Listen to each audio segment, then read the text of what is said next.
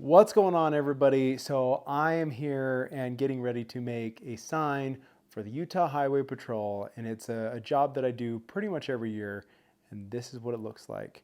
So if you want to see how it's done, stay tuned and we'll hit you up next. All right, so first off, we're over here in a spire that I use to control my CNC, to basically create all the cut paths for that.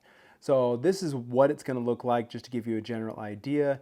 The blue line that I have selected on the outside is actually what I'm going to cut on the CNC just as the backer. Everything else I'm going to do on the laser. I'm going to put it all together so that way it's just pieces that I put on top, and then the backer is just on the CNC. So let's jump over to the CNC, get that set up, run it, and then we'll do the same thing with the laser. We'll split these pieces up. I'll show you how I do it in Lightburn, and then we'll get it sent over to the laser.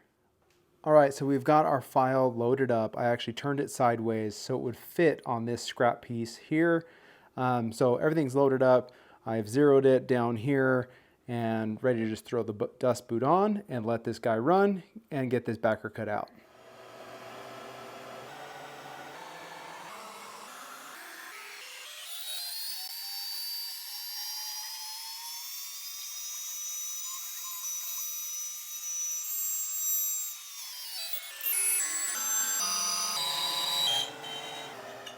All right, so this cut is done, and you see I've got the tabs there. Before I break the tabs, I'm gonna go ahead, hit it with the sander. I got some 220 on here. Make it buttery smooth so that way it's ready for the next steps, just to darken this backer, because it's gonna be the darkest I can get it with a stain, because I still wanna see some like the wood grain come through, but most of it's gonna be covered by the top. So here we go, let's get some sanding done.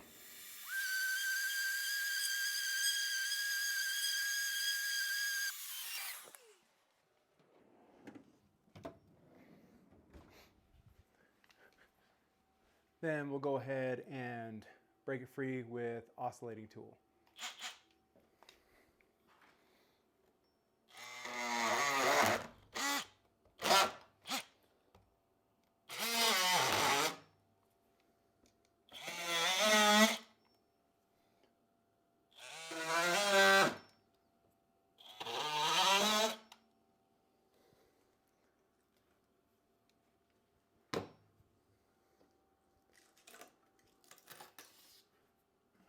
There we go.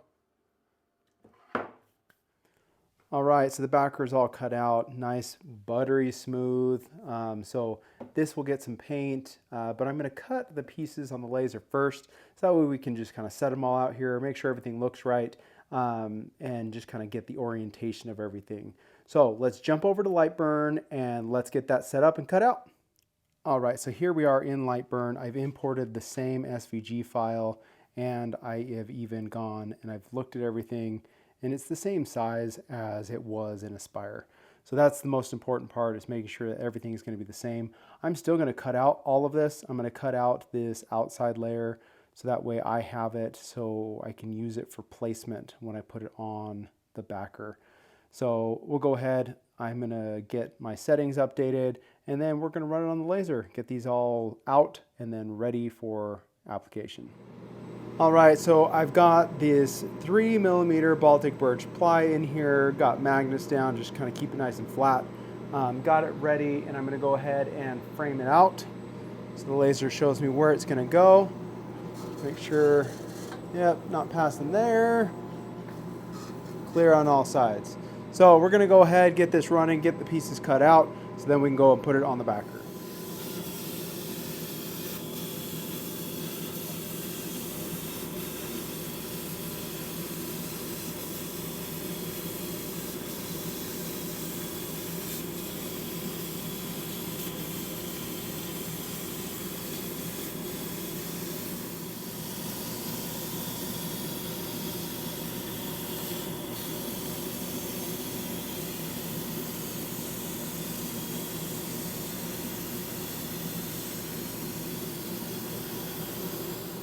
All right, so all the pieces are cut, and I've started to sort out the letters that have these middle pieces here.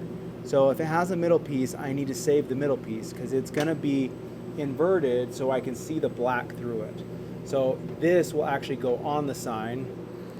And so I need to be able to see, because the backer will be black, I need the centers of the O's and the P and the R to offset the color. So that way it actually looks like the letter it's supposed to be.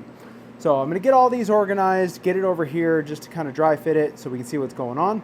Then we'll get things painted and put together. All right, so everything kind of dry fit sitting here. This is what it's gonna look like. The only piece that's missing is I'm going to do a plaque right here. And so it'll be probably a piece of this 3mm ply right here.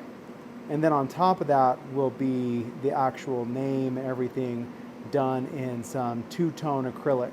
So that way it'll be like a brushed gold with the black lettering. But yeah, quick flyover just to see kind of what it's gonna look like in the end. And then we're gonna go ahead and clear this off, paint this black, and these are actually gonna stay the wood tone. We're gonna go ahead and clear coat all of it when it's put together, so that way it's nice and has a good sheen to it. The only other thing that we'll need to do is on the back of this backer is put in a keyhole. So pretty close, off to paint. All right, so I'm ready to paint. I did go and I used my router and a keyhole bit and got the hanger cut into this. So now it's just painting. So I'm using this iron lac. This is actually from Hobby Lobby. It's an acrylic-based spray paint. I like it for a lot of things, has good coverage. But yeah, so we're gonna use that for this because I have it on hand. And I usually go around the edges first.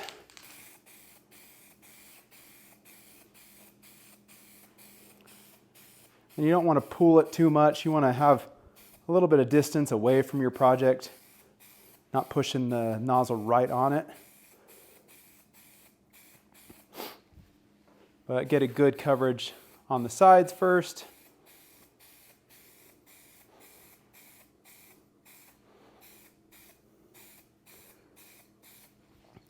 And then I like to come in and you're basically like making layers and you overlap those layers as you come through.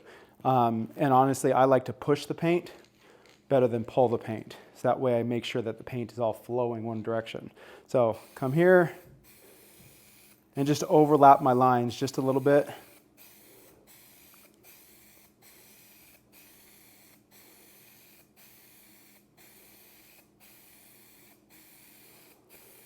And we'll come back and we'll do one more coat probably after this.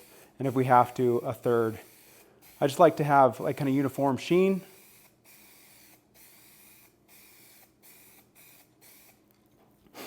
And I'll even come across one more time.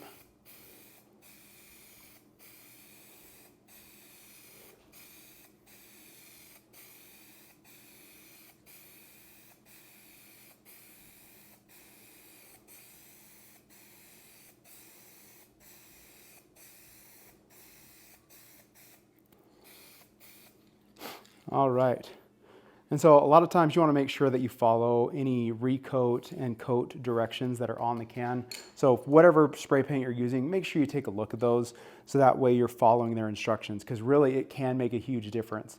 It can cause bubbling, cracking, all kinds of weird stuff if you're not recoating in the right time frame. Usually it's recoat pretty quick or recoat after 48 hours. So that's a lot of the, especially oil-based paints. So pay attention to that stuff. And we'll come back, check it out, and probably do one more coat after this. All right, so I did come through and I hit it with another coat, just kind of going the opposite direction, just to kind of make sure everything gets covered. But now you can kind of see kind of like there's spots where it looks like it's got sheen and then others that don't. Really, that comes down to it needs to dry. So we're gonna go ahead, we're just gonna leave this for a couple of hours. I'm actually gonna head off to work. Leave this here, come back. It should be plenty dry. We'll take another look at it and we will probably be ready to start putting things together. All right, so now here we are with the backer, all black, very uniform sheen. It's nice and soft. So we're gonna go ahead and get all the pieces put together. So I'll use this as my template to put down, get my big pieces going and go from there. So I'm gonna set you up on the tripod and let you take a look.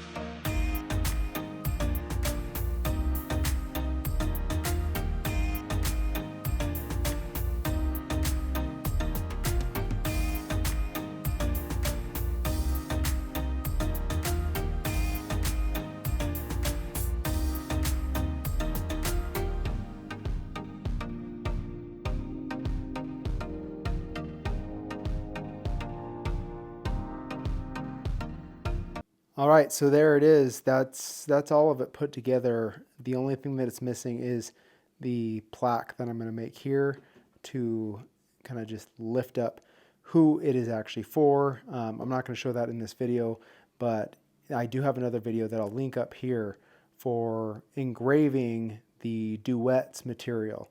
And that's that two-tone, so it is like a brush bronze, brush gold, brush silver, whatever, to a black. So I'll link that up here so you guys can see that. But there you go. That is the sign and how it looks. So I think the last thing I'm going to do, and I won't really show it, is just hit it with some clear.